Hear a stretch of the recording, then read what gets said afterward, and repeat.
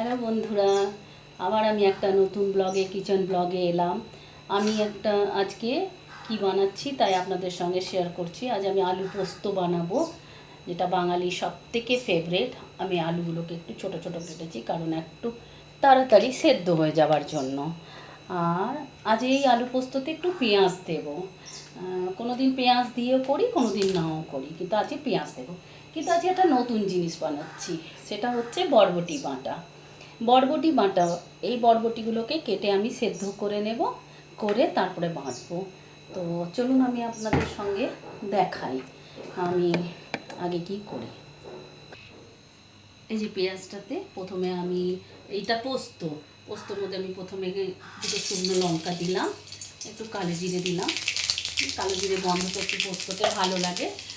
আর তারপরে আমি এই একটু অল্প পরিমাণ একটু পেঁয়াজ দিলাম, অল্প পরিমাণ। তারপর একটুখানি নেড়ে চেড়ে এটাকে আলুগুলো, ততক্ষণ এটা হচ্ছে। আমি দুটো জিনিস তৈরি করছি, কারণ টাইমটাকে আমি অতটা বেস্ট করি না। আমার ঘরে আরও অনেক কাজ আছে বলে আমি সেটাকে শর্ট টাইম করি। আর এই যে বরবটিগুলো কেটে রেখেছি, এই যে জলটা আমার সেদ্ধ হচ্ছে, এই জলটা আমার জলটা ফুটছে, সেই জলের মধ্যে আমি বরবটিগুলো দিয়ে দিলাম। এই বরবটিগুলো, ঠিক আছে। এবার এগুলো কিছুক্ষণ ফুটুক একটু ভালো করে, মানে যাই হোক ফুটুক, একটু নরম হয়ে যাক। নুন দিতেও পারেন, নাও পারেন, কারণ কি বাটার সময় আমি নুন দেব। আর যতক্ষণ এটা আমি করছি, এই যে এটা ততক্ষণ হচ্ছে পেঁয়াজটা।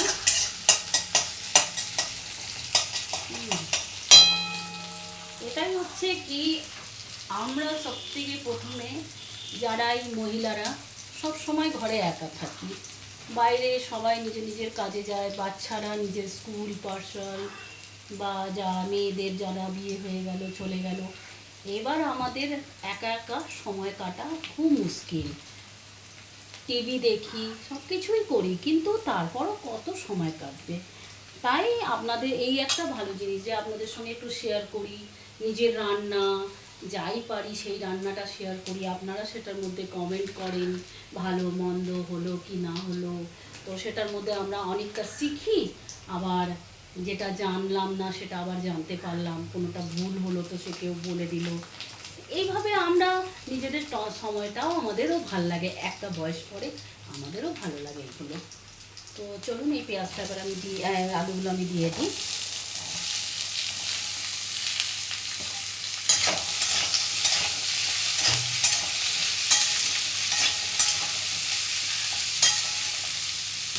তবে আমি আগের ব্লগে আপনাদের একটা জিনিস বলেছিলাম যে আমার 80টা টবের মধ্যে সব টব এখন শেষ, কারণ কয়েকটা টব আছে। কারণ কি শেষ কেন সেটা আপনাকে আমি পরে বলবো।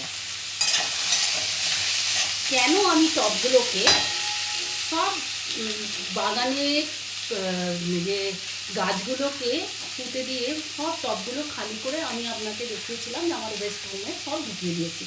কিন্তু কেন ঢুকিয়েছি, কেন এত ভালো টব আমি সব কিছু বাগানে দিয়ে সব আবার করেছি, সেগুলো আপনাদেরকে আমি পরে শেয়ার করবো। কারণটা আমি আপনাদের শেয়ার করবো। এই যে এটা ফুটছে, এই যে এটাতে আপনি একটু নুনও দিতে পারেন। তো চলুন আমি এটা হোক ততক্ষণ আমি আপনাকে জানাচ্ছি। পোস্তটাতে এবার একটুখানি নুন দিচ্ছি, হলুদ আমরা দিই না, এই নুন একটু দিলাম, এটাও একটু নুন দিয়ে দিয়েছিলাম, আর এটাতে একটু হলুদ দিয়ে দিলাম। ব্যাস, এটাকে ফ্রাই করে জল দিয়ে দেবো, তারপরে পোস্ত দিয়ে দেবো।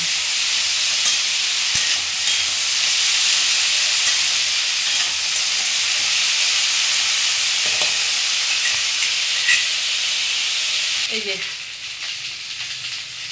এবারে এই পোস্ততে আমি জল দিয়ে দিচ্ছি, এবারটা তখন সেদ্ধ হোক।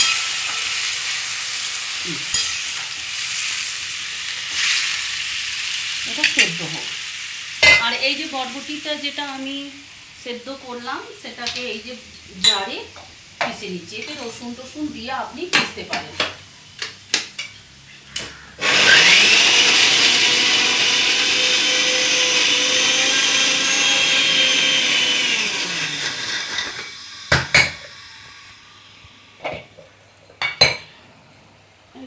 বলে পেটে অন্যদিকে আবার একবার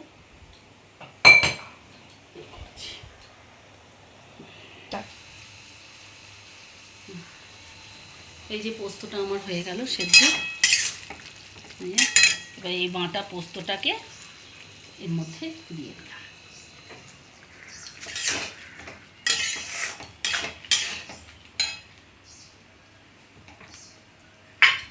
এটা পোস্তটাকে একটু নেড়ে চেড়ে নেব।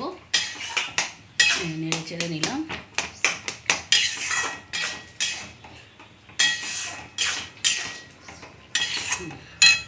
আর এই যে বাটাটা করলাম এটাতে এবারে একটু পেঁয়াজ কুচি, রসুন কুচি, শুকনো লঙ্কা একটু ফোড়ন দেব, কালো জিরে দিয়ে ফোড়ন দিয়ে, আর একটু পেঁয়াজগুলোকে ভালো করে নেড়ে চেড়ে নুন হলুদ মিষ্টি টমেটো দিয়ে ভালো করে মাখো মাখো করে গরম ভাতে মজা নাও। Thank you. নেক্সট ব্লগে আবার দেখা হবে। Bye bye.